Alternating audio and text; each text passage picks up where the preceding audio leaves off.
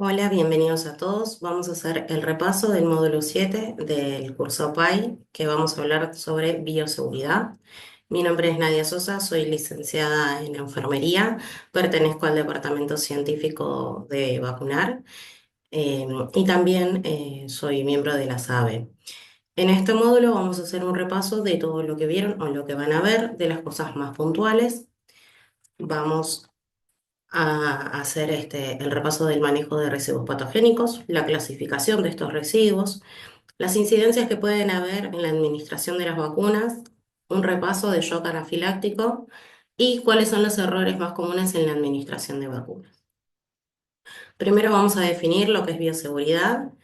En este caso es un término utilizado para referirse a los principios y técnicas y prácticas que van a ser utilizadas con el fin de evitar una exposición no intencional o disminuir lo que pueden ser accidentes laborales. Lo que busca esto es disminuir la exposición a agentes biológicos o patogénicos o químicos, más que nada en los que son en los ambientes médicos u hospitalarios que pueden llegar a producir algún tipo de enfermedad en el ser humano. Lo que se tiene que tener en cuenta es que esto tiene que ser adoptado a fines de disminuir cualquier tipo de riesgo que puede incurrir en cualquier persona que esté dentro de la institución. En Argentina tenemos la clasificación de los residuos hospitalarios y los dividen en dos categorías. En lo que son los residuos peligrosos, que son los infecciosos, químicos, radioactivos, que puede ser cuando descartan algún tipo de medicación o preparados medicamentosos, como es decir, los tratamientos de quimioterapias, las exposiciones a tratamientos radioactivos, y los no peligrosos, que son los biodegradables o reciclables ordinarios. Entre los peligrosos también nombran a los que son los medicamentosos. Entonces, los distinguen entre patológicos y farmacéuticos. Los patológicos hacen referencia a este tema de exponernos a algún tipo de riesgo biológico y los farmacéuticos que entran los citotóxicos, medicamentos o químicos con los que vamos a hacer alguna administración. En el caso de lo que es vacunas, tenemos que tener en cuenta que es un medicamento y quizás lo vamos a descartar en algún otro tipo de recipiente que ahora vamos a explicar a continuación. El manejo de los residuos patogénicos los tenemos que ver durante la vacunación, cómo los vamos a separar. Tenemos jeringas, tenemos viales, tenemos los elementos cortopunzantes, que son las agujas, mismo pueden ser los blisters de los elementos donde vienen la medicación o las vacunas a preparar. Y los tenemos diferenciados como los que son los reciclables, que son los empaques que tienen plástico, papel o cartón, que son los residuos comunes.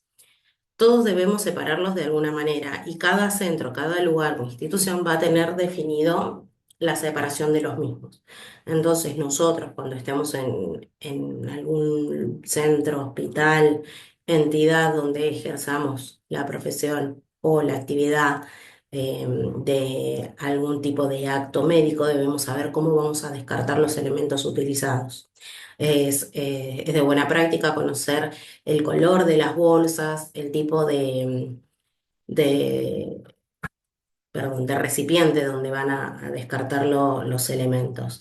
Entonces, ¿qué es esto? Nos va a permitir saber cómo protegernos y cómo proteger al resto. ¿Sí? Entonces, ¿qué es lo que tiene que tener en cuenta la bioseguridad? Como dije recién, tiene que ser seguro para la persona que lo aplica, seguro para la persona que lo recibe y seguro para el personal que va a encargarse de eliminar esos desechos. Las mucamas, el personal de recolección, los centros de recolección de residuos patogénicos. Entonces, tenemos que tener en cuenta todas estas situaciones. Bueno, como decíamos también el personal que retira estos elementos. ¿Cómo tenemos que tener en cuenta siempre lo que es el correcto descarte de agujas y jeringas? En el caso de que sea una jeringa prellenada donde ya traiga una aguja incorporada y no se pueda separar ese conjunto, se deberá descartar todo en un descartador rígido para cortopunzantes. En la clase anterior, mi compañera había mencionado de que es de buena práctica descartarlo todo junto. Si bien eso puede llegar a aumentar una, generar más gastos para lo que sería la empresa y también no estaríamos economizando a nivel sanitario ni ecológico, En las posibilidades donde tengamos para separar la aguja de la aguja será descartada en un descartador rígido para cortopunzantes identificado correctamente y la jeringa que esté vacía y no tenga ningún elemento patógeno, ningún líquido, será descartada en una bolsa roja. Eso sí, a continuación vamos a seguir viendo la identificación de los distintos elementos, para saber bien dónde descartarlos. Bueno, entonces tenemos los residuos comunes, como dijimos, que puede ser alimentos, bolsas, plásticos, que tengamos que no estén delimitados para el reciclable. No en todos los centros tienen para reciclar, pero si los tienen es de buena práctica, que tienen todo lo que sea papel, plásticos o metales identificados correctamente, y las bolsas negras todo lo que sea orgánico. Cuando hablamos de residuos biopatogénicos que tengan riesgo biológico, es con estos elementos que contengan algún tipo de medicación o que haya estado en contacto con fluidos corporales. Todo eso va a ir en bolsas rojas. Los residuos químicos o peligrosos, como los corrosivos, los citotóxicos, los suelen descartar en los que son bolsas amarillas. Todo está correctamente identificado por esta misma situación, que las personas que tengan que retirar estos elementos sepan cómo manejar los mismos. Los residuos patogénicos, como habíamos nombrado anteriormente, se van a descartar en bolsa roja. Todo lo que sean guantes, gasas, apósitos, algodones que tengan restos de fluidos corporales, es decir, sangre, orina, todo lo que haya estado en contacto con algún fluido. En los descartadores rígidos, que también van a estar identificados por color rojo, irá todo lo que es el conjunto jeringa y aguja, si viniera incorporada, sino solamente lo que son las agujas, en caso de que sean desmontables, hojas de bisturí. No les aclaro en este contexto lo que es vidrios, viales y ampollas, porque a posterior voy a comentar que en la parte donde están los que son residuos químicos o peligrosos se suelen eliminar ahí o mismo suelen tener un descartador rígido amarillo donde pueden descartar ampollas y viales que son todos de vidrio. Eso vuelvo a repetir que tiene que ver mucho con el centro o institución donde trabajen y que tengan la posibilidad de hacer esa diferenciación de residuos. En el caso de, como les puse acá, no tener un descartador especial, van a tener que descartarlas también en el descartador rojo. Siempre tener en cuenta lo que es el llenado de las tres cuartas partes. Por lo general, todos los descartadores suelen tener delimitado eso en las etiquetas o mismo en el plástico para que uno no se exceda de esas cantidades más que nada para el momento de la manipulación y cierre del mismo. Siempre tienen que verificar que eso quede bien cerrado y cuando los manipulen tienen que estar protegidos. Los residuos comunes que van a ir en bolsas negras y dijimos que puede ser alimentos, o sea, restos orgánicos, papeles que ya estén usados. En algunos centros todos sabemos que por ahí toman algo, sea mate, una infusión, lo que sea, lo pueden descartar en bolsa negra. Los guantes que estén limpios o no tengan restos de fluidos corporales pueden ser descartados en bolsa negra, igual que los apósitos, las curitas, mientras no tengan fluidos corporales, no presentan un riesgo para las personas, entonces para disminuir lo que son los residuos o las cantidades que suelen descartar, se puede descartar en bolsa negra. Los blisters de las vacunas, las cajas, si volvemos a esto, si no tenemos un tacho donde tengamos para descartar los que son residuos reciclables, lo podemos hacer en lo que es la bolsa negra. Lo que les comentaba recién de los residuos peligrosos son aquellos que presentan alguna característica que pueden tener algún riesgo para la salud humana. Entonces ahí entraba lo que les decía, viales o restos con medicación. Siempre pongo de ejemplo los citotóxicos, que quizás es lo más escuchado o nombrado, que lo que es en el ámbito de vacunación no se maneja. Y tienen el descartador para cortopunzantes que ahí pueden poner las ampollas con restos de medicación o con restos de vacunas a virus vivo por lo general. Eh, para información de todos, esto es un material que fue sacado de una institución hospitalaria donde tienen muy normatizado lo que es la separación de los residuos, inclusive los reciclables. Más que nada por si llegan a leer, tiene información al respecto. Y la verdad que es una de las instituciones que más se toma conciencia de lo que es la separación de los residuos. Si bien todos deben respetarlo, me gustó poder mostrarles esta diferenciación que presentan ellos, donde a su vez les muestran con imágenes qué es el ejemplo para descartar. Acá también lo que son residuos reciclables tenemos lo que son plásticos. Si bien tenemos envases de suero fisiológico, agua destilada, agua oxigenada, también pueden ser descartados acá porque no son un medicamento contaminante, ¿sí? Si bien son soluciones que son inocuas. El cartón, el plástico. Lo que es vidrio tiene que tener una identificación para descartar vidrio, si no, sepan que deberán utilizar los descartadores rígidos para minimizar los riesgos laborales. Hablando de lo que es la incidencia de administración de vacunas, tenemos que tener en cuenta que mientras nosotros estamos administrando una vacuna pueden presentarse distintas situaciones. Algunas se pueden llegar a prevenir si nosotros tenemos el cuidado de respetar los pasos y de delimitar siempre también lo que es nuestra área laboral. Entre ellos, ¿qué nos puede pasar? Que usemos una vacuna que esté caducada, que haya vencido, y al no hacer la correcta revisación del material previo a utilizar, puede llegar a pasar. Es de buena práctica que en el lugar donde ustedes trabajen puedan realizar un control de stock y puedan llevar un seguimiento de controles de vencimiento, donde tengan registrado qué es lo que tienen en su heladera, qué es lo que tienen a disposición para aplicar y las fechas de vencimiento. Sepan que todo lo que tiene fecha próxima a vencerse va a tener que ser utilizado de manera como prioridad, ¿sí? La administración de una vacuna incompleta. ¿Por qué puede ser esto? Que el paciente se me movió, se me salió la aguja, la madre no agarró bien al niño, el paciente se me descompuso mientras lo estaba aplicando, que es el último de los casos que explico, que se desmaye mientras está haciendo la aplicación. Nos puede suceder, pero nosotros tenemos que estar preparados para saber cómo afrontar esa situación. O mismo que aplique una vacuna por la vía incorrecta. Ejemplo, vacunas de virus vivos que sabemos que deben ser aplicadas por vía subcutánea, por alguna razón la aplicaron por vía intramuscular. Eso se tiene que reportar, ¿sí? Todos los que son incidencias pueden resultar en algún tipo de error programático. Las incidencias en la administración de las vacunas durante la administración pueden ocurrir algunas, y acá les paso a comentar algunas de las situaciones.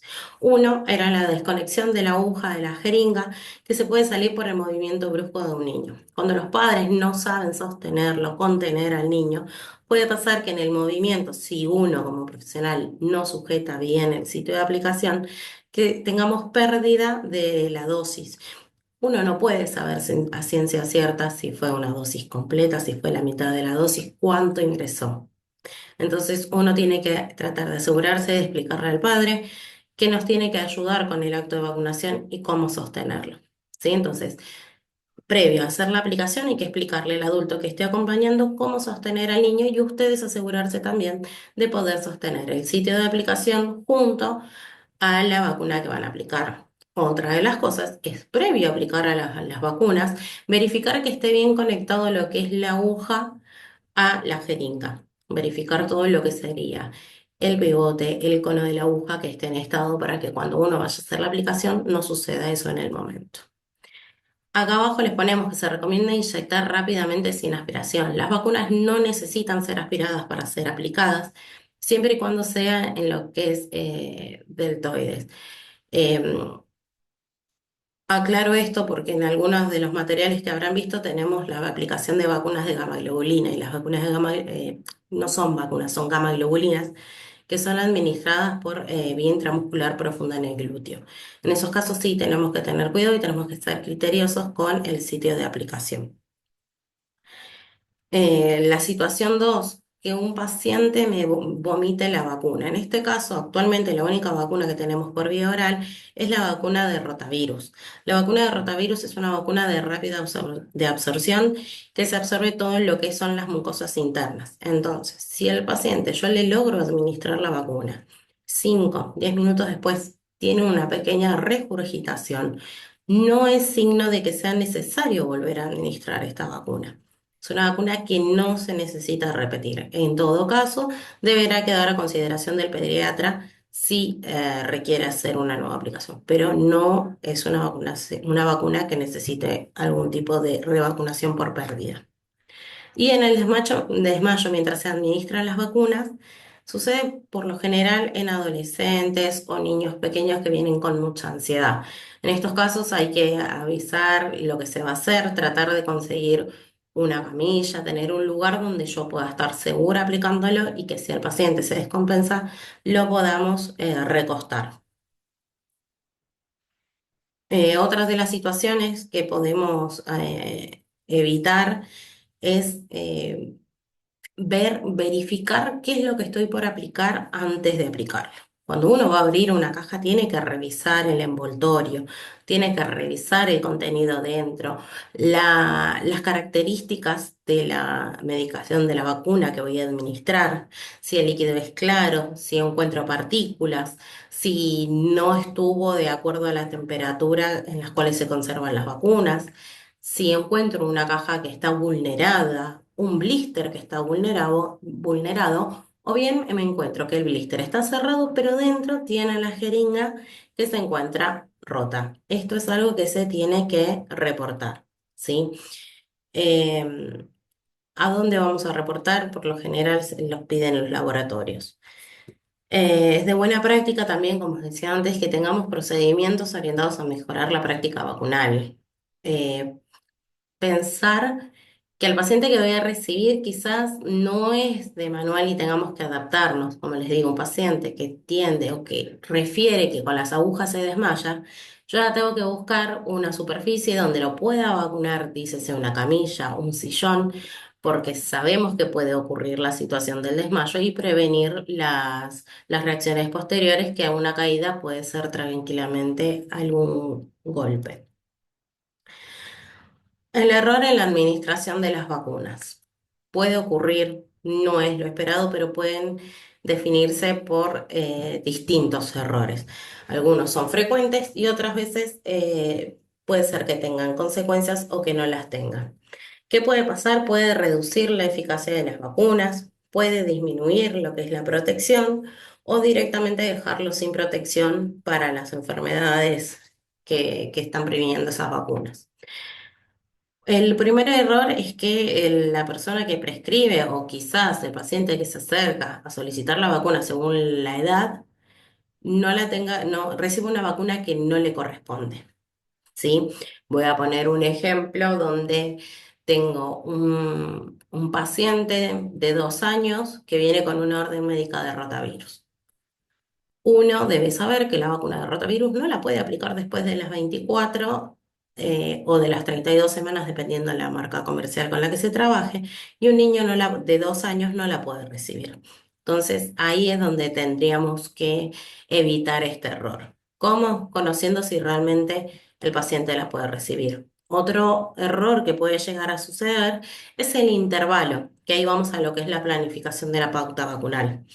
Ejemplo, vacunas antimeningocóxicas. Si yo doy una vacuna antimeningocóxica con menos de 56 días de intervalo, lo tengo que reportar porque es un error. Y en estos casos puede influir lo que decíamos antes, reducir la eficacia, disminuirla, tener una menor respuesta. Un error en el almacenamiento y conservación de las vacunas. Las vacunas se deben conservar entre los 2 y 8 grados. Si yo por algún medio noto que la heladera donde están conservadas las vacunas se excede de la temperatura o es menos de la temperatura mínima registrada, lo tengo que reportar porque posiblemente se altere la estabilidad o la característica de la vacuna y no genere el mismo efecto, o bien lo que puede suceder es que genere o algún tipo de reacción adversa. El error en la manipulación y la preparación de las vacunas. Es de buena práctica que cuando uno tiene que reconstituir distintas vacunas o tiene que aplicar múltiples vacunas que deben ser reconstituidas, están separadas o las preparen de a una. ¿Qué puede pasar? Que me confunda de diluyente, que agarre el diluyente de una vacuna de triple viral con una vacuna, con un diluyente de la vacuna meningocóxica. O, ejemplo, 15 meses, vacuna de varicela con vacuna antimeningocóxica. Hay marcas que son reconstituibles y que intercambie los solventes. Eso es un error nuestro al preparar la vacuna por no haberla delimitado correctamente. Y los errores inducidos por la técnica vacunal empleada que era lo que decía anteriormente de aplicar una vacuna que debería ser intramuscular por vía subcutánea o a la inversa. ¿Qué puede influir esto? Puede tener que ver con los profesionales, con el cansancio, con el estrés laboral, con quizás que no tengan una organización correcta, no es el espacio donde tenían que aplicar las vacunas, son muchas personas preparando vacunas al mismo tiempo. Hubo un error de comunicación, la persona que lo estaba recepcionando entendió que era una vacuna de meningococo y en realidad era de neumococo. También puede tener que ver con las vacunas, con los recursos que tengo, los elementos con los que estoy trabajando o quizás con lo que el paciente. El paciente viene por una vacuna que creyó que tenía que recibir, a nosotros por la edad no nos pareció raro y la aplicamos igual. ¿Sí? Entonces ahí es donde nosotros tenemos que frenar y tomar este criterio de evaluar si realmente lo que estoy por aplicar es lo que el paciente tiene que recibir. ¿Qué nos puede pasar también? Que estemos administrando una vacuna y que el paciente sea alérgico a alguno de los componentes y no lo haya informado. ¿Qué le puede producir un shock anafiláctico, una reacción alérgica grave, que es potencialmente mortal, que tiene manifestaciones rápidas y se suele presentar inmediatamente posterior a la aplicación y hasta dentro de las 12 horas de haber sido expuesto a este agente alérgeno? ¿Qué podemos detectar? Que va a ser algo rápido, va a ser ni bien aplicó la vacuna, va a presentar algún tipo de reacción. Puede ser que diga tos, que le pica la garganta, que tiene una sensación rara o que empiece a estornudar, que le ardan los ojos, que lo sienta como que les lagrimea.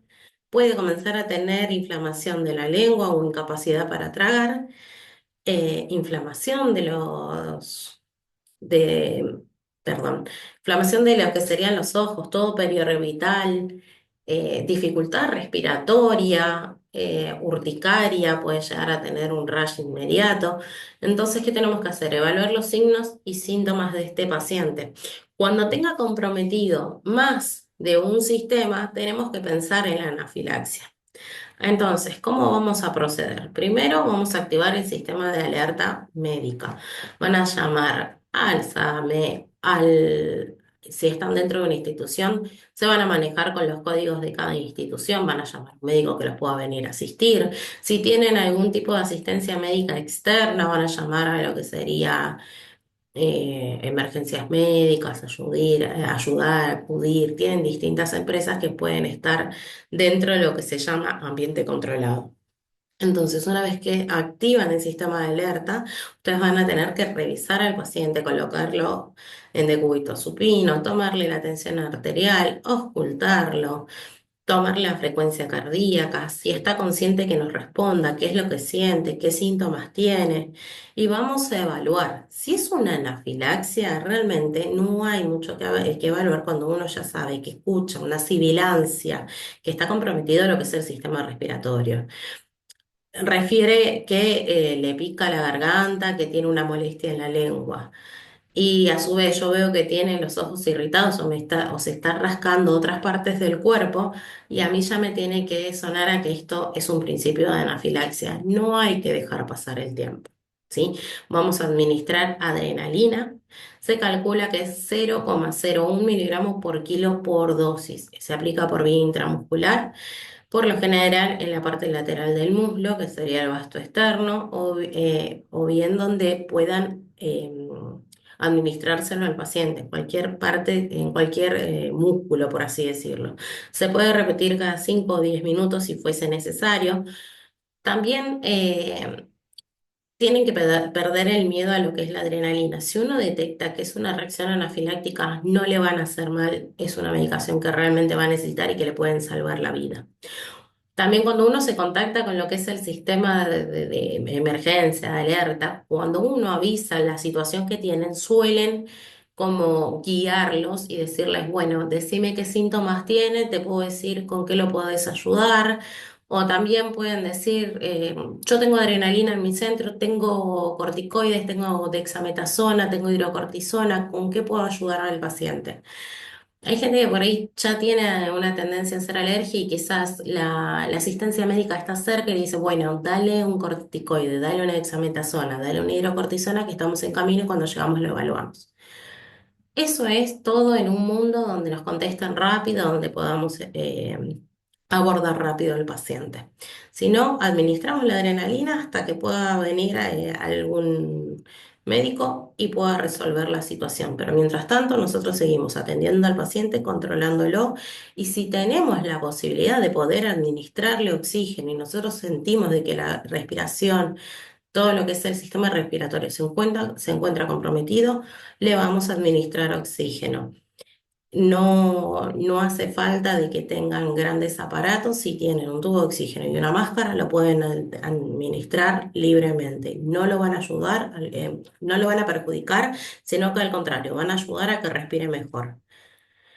El tratamiento para la anafilaxia, como dijimos, consta de actuar rápidamente, llamar rápidamente a lo que es el sistema de alerta, poder colocar al paciente en decúbito supino y administrarle el oxígeno. La medicación que necesitan tener es la adrenalina, antihistamínicos o corticoides. Antihistamínicos no suelen haber en todos los centros, pero que tengan la adrenalina y algún corticoide es de mucha ayuda para el tratamiento. Acá les dejo un cuadro como para que vean ejemplos del paciente y cómo calcular la adrenalina. Si yo tengo un paciente de 20 kilos, sé que le voy a tener que administrar 0,2 mililitros. Si yo sé que tengo un paciente de 50, 60 kilos, le voy a dar 0,6 o 0,5 mililitros de adrenalina. Entonces, uno sabe que le puede administrar cada 5 o 15 minutos, repetir esta dosis.